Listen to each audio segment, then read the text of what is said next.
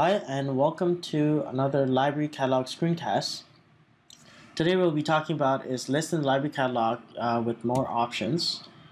This is a continuation of the list basic screencasts. You can find it on YouTube if you search for our channel or just for the string York U Library Catalog Screencasts. In this lesson, we will be visiting the library catalog, adding or removing items from an existing list. The list we used last time was Sherlock. We're going to reuse that one in our search example. We're going to go through what are the more list options available and that were not covered in the list basics.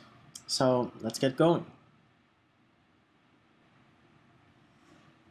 Hi, and we're going to get started with list and the other more options that are available to you. We're going to redo the search that we did in list basics, which is Sherlock, and it's going to be a keyword search. As you remember from list basics, we already have a list called Sherlock, so we'll see what we can add. And in the list basics, we added Sherlock season 3, 2, 1, and one of the movies, but this time what we're going to do is we want to add more items to that list. So we're going to go ahead and select something that was not there. So we're going to do this one, this, and let's do the other movie. Well, I guess the library has both the movies. It's been a while. So now our list has been incremented by 4, as we discussed in the list basics what these options are.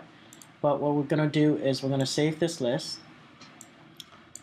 And what we want to do is we want to save this to our existing Sherlock list that we had from previously. But in order to access that, we need to log in. So I'm going to go ahead and log in with my password York, username, password.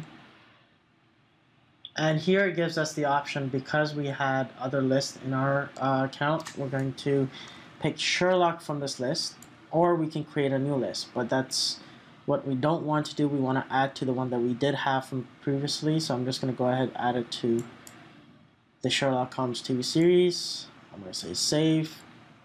Items have been saved.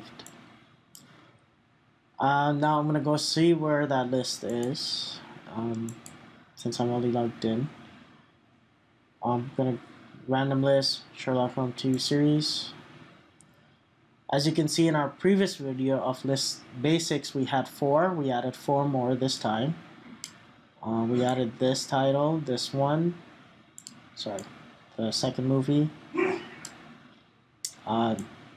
the quotable Sherlock, and Sherlock Holmes, a comedy of 2 acts. So now with the more options that we have that we can do with this list is we can share the list, create an RSS feed of it, a carousel, email the items, and export it to RIS. So those were the more options that we had.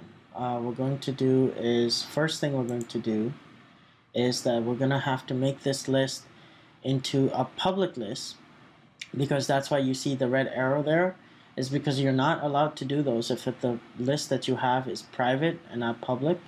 So we're going to go ahead and edit this list, Sherlock Holmes TV series, and we're going to make it public.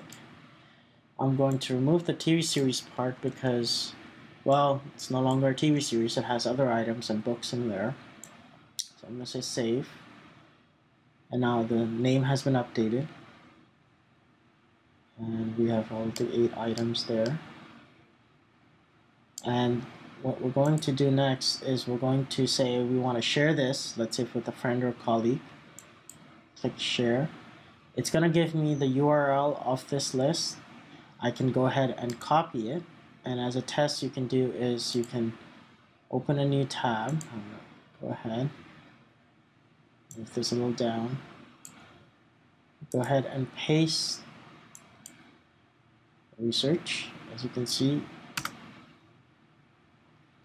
and there you go. That's a list that you can share with someone else that you want to see. The reason I see the other random list is because I'm logged in, and that is why. So let us go back to the Sherlock Holmes.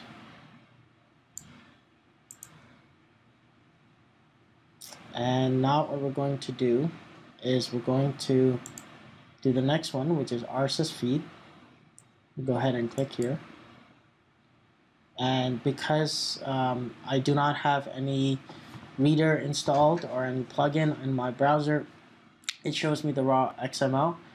But if you had a reader or of those sort, you can easily share this file with them. Here's the URL that you can share it. I'm gonna go back up. I'm gonna go ahead and go back.